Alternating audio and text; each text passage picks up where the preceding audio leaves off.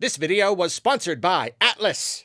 Geometrical. For the past month or so, many people have been begging me to talk about Palworld. It was the big thing for a minute, and the initial hype has died down. I'm a little late to the party, I'm sad to say. But I still want to talk about it because it's just such an interesting topic. Like basically everyone, I first heard about Palworld when it was making the rounds across the gaming news sphere. Pokémon with guns. That was no doubt how the devs decided to advertise it, and that's what everyone ran with. And you know what? It was smart. 3 simple words got everyone's attention. I didn't really look into the game beyond that, seeing as there are plenty of Pokemon-like games coming at any given time, and I didn't imagine this one would end up being anything special. Fast forward a bit, closer to launch, Palworld was seeing some controversy. People were claiming that the game uses stolen assets from Pokemon itself.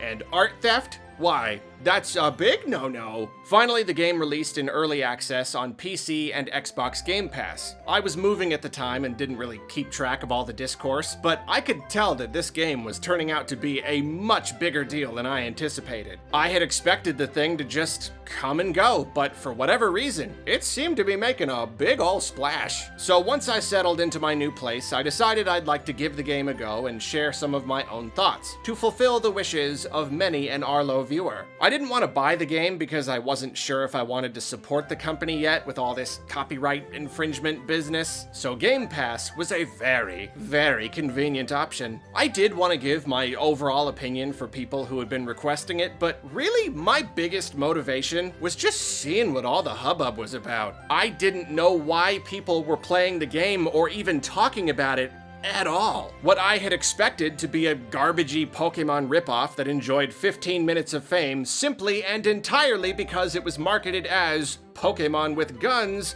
was turning into something big. Weirdly big. Have you not heard how big, by chance?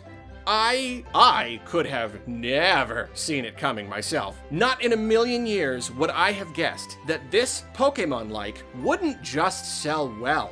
It would essentially sell like a Pokemon game. Despite being free to play on Xbox Game Pass, Palworld managed to sell 12 million copies in a matter of weeks. Now, according to some reports, it seems to be closing in on 20 million. And it's worth noting again that this is an early access game. The core experience is there, but it's overall quite unfinished, and the devs have plans for lots and lots of content moving forward. And yet, we are still seeing Pokemon level numbers. So yeah, I was curious. Just why? Why was Pokemon with guns such a big deal? Was it really that much of a meme? Was it like literally just because Pokemon with guns?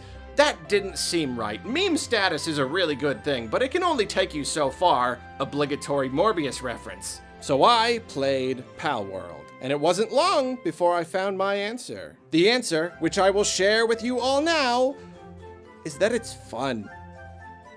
It's stupidly, amazingly fun. It is so much fun. I haven't played Ark, but I hear that Palworld is basically Ark with Pokemon-like creatures. It's a survival game, so it's all about collecting resources to craft things so you can collect more resources and craft more things, slowly building up your strength and your abilities and your tools. The game plays a lot like Pokemon Legends Arceus, actually, where the world is populated with pals and you can engage them in real time. Except instead of eventually turning into a turn-based battle, it's always real time, like Arceus' boss battles. Your captured pals attack automatically, but you can also join in as much as you want. It feels a little weird to just like outright attack something that looks like a Pokemon, especially with a gun or whatever, but it's very empowering, and working together with your pals feels great. You can knock them out to simply collect their materials and get some XP, but just like in Pokemon, you can get their health down and capture them in these very Pokeball-like spheres. The process is extremely satisfying too, the way you throw it, just like in Arceus, the way it displays the success rate, and that rate increases with each twitch of the ball. It's all very cool. You get lots of XP from catching many of the same kinds of pals. You've got pals with different abilities. You can hunt for shinies. You can breed them to try and perfect your build. You can get a condenser that lets you essentially combine a bunch of the same type together to increase one's power. And they've all got types and lots of different moves you can choose from, just like Pokemon.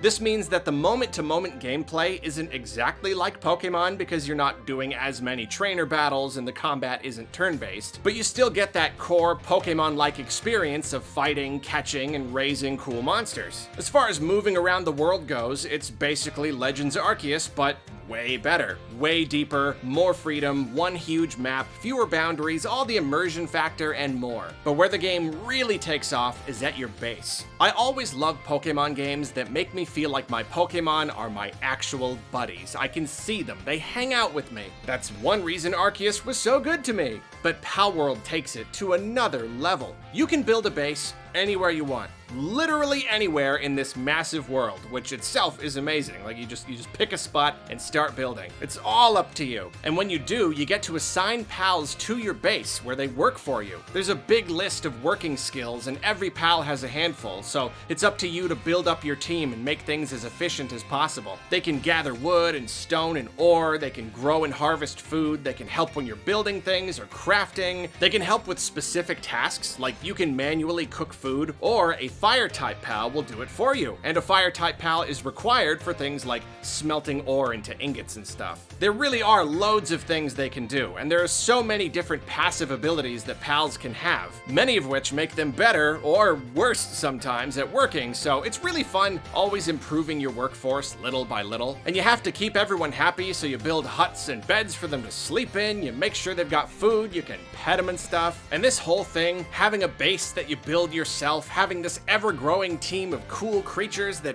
busily run around gathering stuff for you, helping you out whenever you need it, it's just magic. I don't know how else to put it. It's magic. It's the kind of Pokemon experience I feel like I've always wanted, but just didn't know it. It's Pokemon, but we really are a team, working together out in the wilderness, making our own way, building up slowly from one chicken and a couple of sticks to a bustling little community. And the great thing about it is that the experience at any given time is kind of whatever you want it to be. Like if you just want to sit around your base smelting ingots and growing your wealth, you can do that. If you want to spend most of your time fighting, there is no shortage of pals and people to fight. You can go out exploring if you want, and the map is huge. It is really, truly humongous, and it's not just a bunch of copy-pasted stuff. It is actually surprisingly diverse and really fun to explore. And of course, venturing into areas with higher level pals is always a thrill. There are no boundaries anywhere. If you want to really fine-tune your team of pals, there's lots you can do with that, or if you want to just keep swapping out and experimenting or just using whoever looks coolest, that's fine too. It never takes long for a newcomer to get up to a usable level. Even further, the game has got loads of difficulty options. You can really fine-tune the whole experience. Like at night, your base gets raided by enemies, like just a bunch of bad guys just come and try to kill all your stuff. I didn't want to deal with that, so I just turned off the feature. Done deal. Don't have to deal with it. And like you can choose how harsh the penalty is when you die. Like you can go hardcore and lose your pals themselves and all your items or whatever. But I just set it to like drop my items, so I gotta go back and get them. You can tweak XP rates and spawn rates and all sorts of stuff. And wow, I haven't played multiplayer, but I cannot imagine how fun it must be. Multiple friends on the same server, all playing and exploring together with whatever settings they want. Oh, it's got to be amazing. And there's just so much to do. Such a huge tech tree of stuff to unlock and craft. Such a big map with so many pals to hunt down, many of which are big boss pals which walk around all scary and you're like, one of these days I'm gonna get that guy. There are like a billion underground dungeons to explore, enemy bases to raid, these towers where you fight the big story fights. Always something to be doing, always something to be working toward. You're always making these incremental bits of progress, and the allure of higher levels is very strong. Hey, quick reminder that this video was brought to you by Atlus. They have been on a roll recently because Unicorn Overlord releases March 8th on Nintendo Switch, Xbox Series X and S, PS4, and PS5. The game really taps into that kind of retro fantasy strategy RPG vibe. Like it clearly calls back to classic SRPGs, but it manages to strike such a good balance between nostalgia and modern conventions. The visuals in particular, oh, the sprite work against the landscape, it looks terrific. I also really love how you can freely roam and explore the map. It's a rare feature that really adds a lot to the genre. Definitely my favorite thing about the game. The gameplay is incredible. Here you've got such rich, deep systems, both on and off the battlefield. The customization possibilities are simply immense. It's immediately clear that this is a really ambitious game, and I'm told that you can expect to get 40 to 50 hours of gameplay out of it. You can pre-order Unicorn Overlord right now, and you can also download a demo to try it out for yourself. Your progress in the demo will carry over to the full release, so don't be scared to dig in. I've been playing it myself, and yeah, if you're into strategy games, tactic games, and whatnot, I highly recommend you try it out. Hit the link down in the description to learn more about Unicorn Overlord. Thanks again to Atlas. Now, back to the video. Now, the game is most certainly not perfect. It is in early access after all. It's not super polished. I mean, it's quite polished in a lot of areas. It's just clear that it's a game that is still being worked on. Plenty of rough edges, kind of plain assets. I'd say the biggest problem is the AI. Enemies are really incredibly stupid. They're very, very easy to cheese. And pals constantly get stuck on stuff at your base, and maybe there's some mechanic I'm not noticing, but some of them have a tendency to become miserable, allegedly due to poor working conditions, even though you're doing everything right. Another problem is that it is definitely a grindy game. I mean, it kind of depends on what your goals are, but the further you get, the longer it takes to do anything. The material requirements go up and up and up. I've actually already kind of reached a point where I could keep playing, but the grind has gotten a little boring, and I could definitely just spend more of my time exploring and catching higher level pals, but I know that eventually I'd have to refocus on collecting materials, and I do enjoy that, but I can just picture myself spending hundreds and hundreds of hours on it, and I don't know if I want to let that happen. I also have this weird thing where if a game is just like one game with one mode and one set of goals set by the developers, that's it, I'm way more likely to want to beat it, like to do everything there is to do. But in a game where you set all your own rules in your own world and you can just start a new world whenever you want and you're not really getting the most out of the experience if you're not playing with friends, it's harder for me to see value in completely dominating the game and getting everything and getting super strong, you know? Like, the grind is fun, and if I were playing with friends and had lots of free time, I would absolutely be down to keep going. But as it is, I've kind of gotten to the point where I'm like, yeah, I just don't know how many hours I want to lose to this thing. I think in future updates, the game does need some more story content, more solid goals to keep you motivated and wanting to move forward. Right now, you pretty much just have to fight all the boss battles at all the towers. Despite those rough spots, though, it's a heck of a game. I mean, the fact that it's been made by such a small team on such a small budget and is still in such an early state, yet it is already good enough to sink hundreds of hours into and has been purchased by millions and millions of people, they've got a real hit on their hands. That is exceptionally impressive. I was chatting with my good buddy Loxton recently about the game's success. When I asked him why he thought it was doing so well, he said something that made a lot of sense. He said there have been so many Pokemon likes, but they're almost all turn-based. Until now, no one has made a big, real-time 3D Pokemon-like. And he's totally right. This is one of those formulas that has been sitting right there this whole time, just waiting for someone to pick it up and run with it. And like, it's hard to make a big 3D game. You know, it takes a lot of money and skill. It's a very hard thing for a small indie studio to do. But the first team of people to do it instantly struck gold. There are so many adults who still play Pokemon and love Pokemon, but want more than just a simple turn-based RPG experience. Pokemon is still fun, but there are just that many people who have been waiting for more, and this game gives it to them. So to return to the discourse surrounding the game, Pokemon with Guns was a brilliant way to market Palworld because it got people's attention, but it sells the game very short. It's really not just Pokemon with Guns. Like, at all. I guess the pals can wield mounted guns during raids, but like I said, I haven't done any of that, so to me, guns are barely in the picture. They absolutely do not use guns in combat. I'm pretty darn sure of that. They just use their attacks and act like Pokemon. Actually, the closest thing I've seen to Pokemon having guns is Pokemon being guns. Lots of pals have special items you can craft so you can use their field ability. Often these let you use them as mounts, which is amazing, but then there are ones that let you pick up a pal and temporarily use it like a weapon. It's a really ridiculous idea that somehow works very well. Guns are definitely in the game, don't get me wrong. Enemy humans have guns and you can get guns when you level up high enough. I didn't get that far. And like I said, it is indeed weird how you can have guns and bows and arrows and stuff and just straight up attack and kill pals with them. It's a little surreal. But gameplay-wise, it works great. I guess you could say that this does make the game like a Pokemon game that has guns in it, but it's still such an oversimplification. So the game is much, much more than its silly little tagline.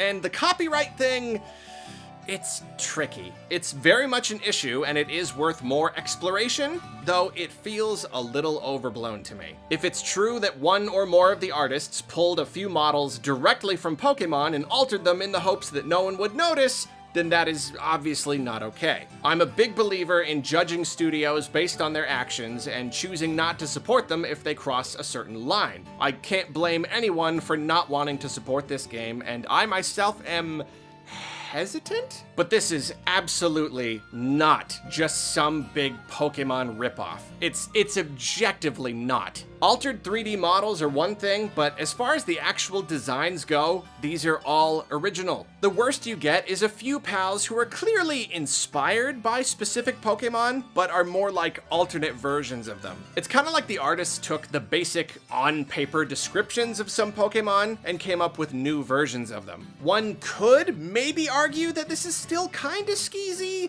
but I'm less sure about that. The whole game is one big, if Pokemon won't do it, we will. So I can understand why they wanted to use at least a handful of inspired designs to better make the game feel like a Pokemon game. It's kind of a wish fulfillment thing. I don't know, maybe they still shouldn't have gotten quite this close. It's hard to say. But really, the vast majority of these pals are original enough. And that's actually the genius of the game. These artists are very skilled at creating creatures that evoke the feel of Pokemon while still being unique. You look at these pals sometimes and think, wait, isn't that actually a Pokemon?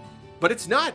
It's just that they nailed the art style. They made a creature that really genuinely looks like it belongs in a Pokemon game. And I think these designs are really quite good for the most part. Pokemon itself has really leaned hard into these complicated designs with all these different inspirations, and it's all really well planned out and clever, but sometimes it's also just kind of silly looking.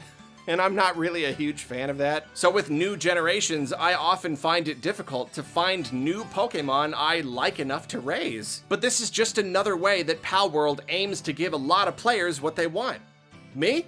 I just want them to look cool. I don't care about all the complicated inspirations and stuff. Palworld is for me. These are just cool looking creatures. And now the difficulty is in narrowing down my favorites. I'm always swapping around. The game is a big success on this front. And the pals are generally very well animated too. They're quite expressive. If one or more artists use some pre-existing models, that's no good, and I hope they fix it. And yes, much of the game world is probably made up of stock assets bought from the Unreal Engine store. Again, it's a small team with a big project, and I can really see that they just wanted to get it to market. I'm not defending any genuinely bad practices, and if more bad stuff keeps coming out that I'm not aware of right now, then that will probably make my decision a lot easier. But yeah, this all just seems a little bit overblown. And everything I've heard so far about the developer, Pocket Pair, makes them sound like a genuinely good company who treats their employees really well. Now, I've also heard some claims that their other titles are also rip-offs of other games, but